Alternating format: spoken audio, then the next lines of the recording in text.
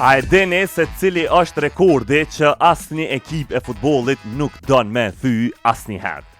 Është pikërisht rekordi 149-0. Në vitin 2002, atëherë që kur po zhvillohej ndeshje në kampionatin e Madagaskarit mes AS Adema edhe SO Lemurn, ndeshja ka përfundu 149-0 për AS Ademan.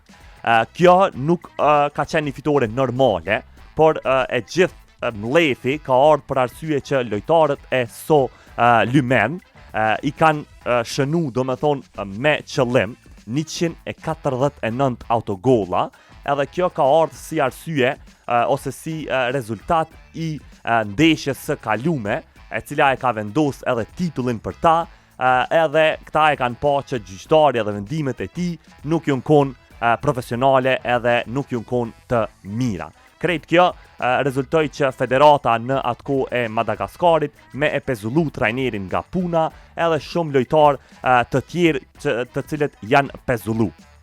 Ky rezultat 149-0 ka hyrë edhe në librin e rekordeve Guinness